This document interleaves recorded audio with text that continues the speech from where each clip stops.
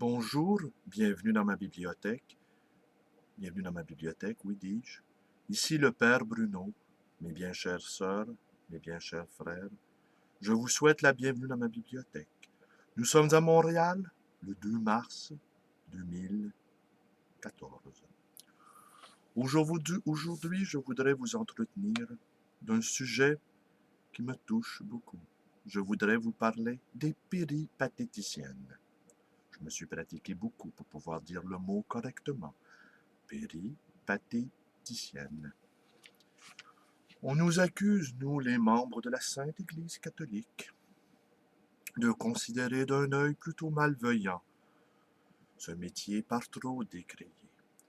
Je voudrais ici apporter quelques correctifs à cette impression qui est fausse. Alors voilà, au contraire, nous encourageons depuis si longtemps la pratique de ce noble art qui consiste à soulager les hommes, ces pauvres pécheurs, de leur funeste penchant sexuel. Et ces femmes-là qui s'adonnent à ces activités de libération physique, nous avons pour elles toute la plus grande sympathie. Elles protègent les autres femmes de nos instincts libidineux dangereux. Notre réflexion s'appuie sur une longue... Notre réflexion, dis-je, s'appuie sur un long questionnement sur la nature humaine, en particulier celle des hommes. Notre Sainte Église s'est penchée longtemps sur cette question des bas instincts.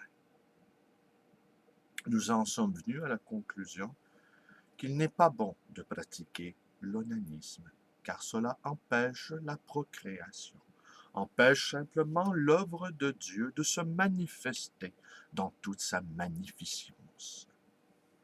Nous considérons également, ici, je suis allé prendre des notes sur Google.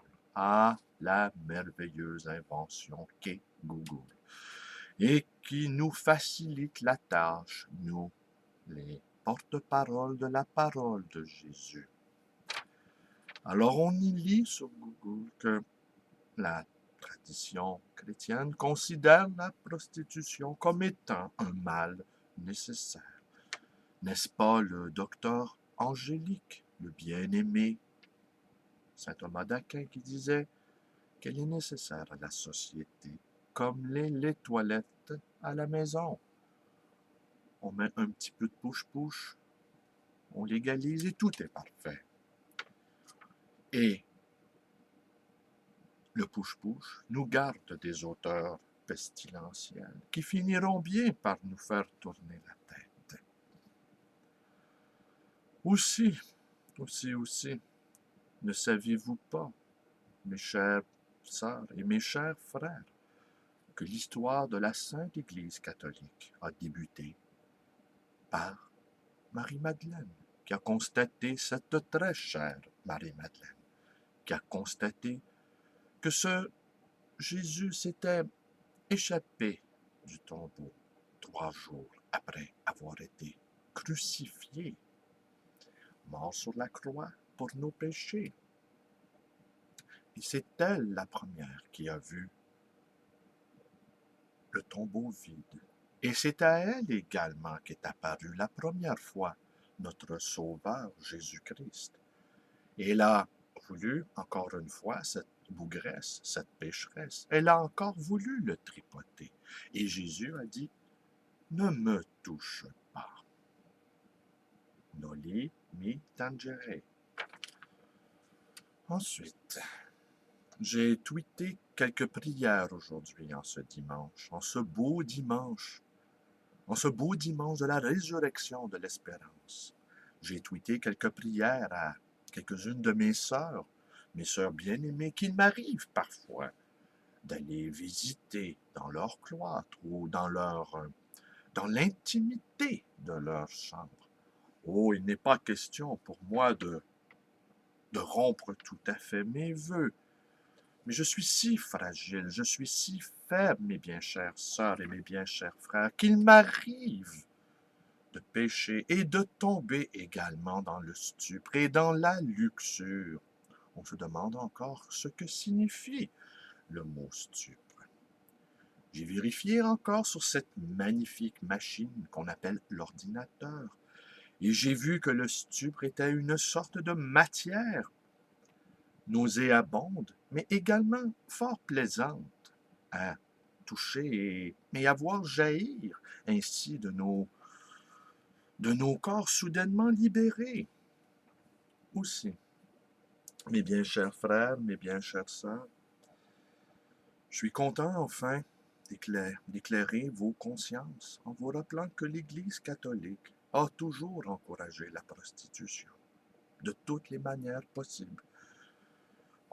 Prostitution de l'esprit, prostitution des âmes.